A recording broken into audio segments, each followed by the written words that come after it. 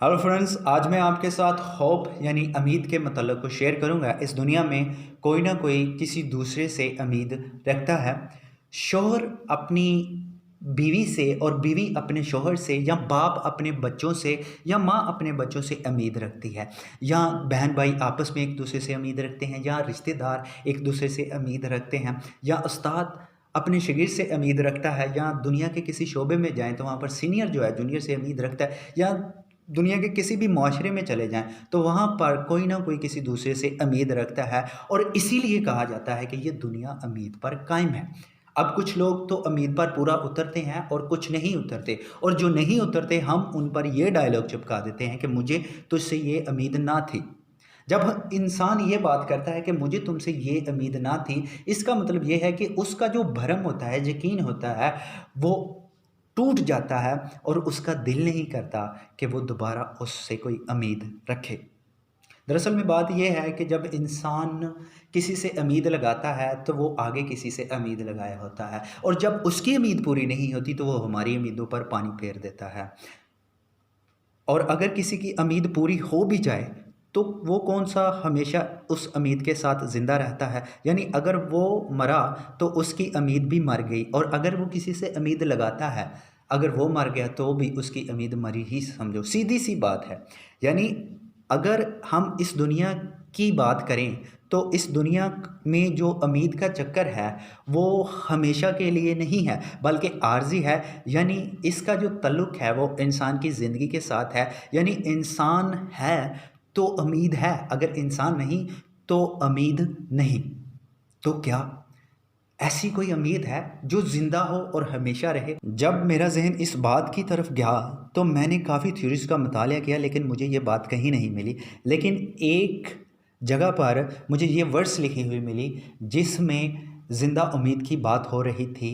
Bible मुक़द्दस में पतरस रसूल का पहला ख़त, उसका पहला बाब और तीसरी आयत में लिखा है, हमारे खुदावंद यीशु मसीह के खुदा और बाप की हम्द हो, जिसने यीशु मसीह के मुर्दों में से जी उठने के बाइस अपनी बड़ी रहमत से हमें ज़िंदा उम्मीद के लिए नए सिरे से पैदा किया। अब इसमें बात हो रही है ज़िंदा उम्मीद की, जो वह बसता है खुदा बाप और उसके बेटे खुदावंद यीशु मसीह से, जिसको खुदा ने मुर्दों में से जलाया और हमें ज़िंदा उम्मीद अता की। यानी ही गिव अस लिविंग होप। इस ज़िंदा उम्मीद के साथ दो बरकतें रिलेटेड हैं जिनको हासिल करने के लिए इस दुनिया के तमाम मज़ाहिब, तमाम फ़िरके अपनी अपनी कोशिशों में लगे हुए हैं, लेकिन वो इस ज़िंदा उम्मीद में हमें मिलती हैं। पहली बरकत, एक ऐसा खूबसूरत गिफ्ट जिसको इंसान अपने कामों की वजह से या नेकियों की वजह से हासिल नहीं कर सकता। जी हाँ, आप ठीक समझे, निजात। लेकिन इस ज़िंदा उम्मीद में कायम होने की वजह से इंसान इसे भी पा लेता है, इस नायाब गिफ्ट को भी हासिल कर लेता है। और दूसरी बरकत, एक ऐसी अनोखी मिरास जो आसमान से ताल्लुक़ रखती है, जिसे हम फ़िरदौस, जन्नत या स्वर्ग कहते हैं।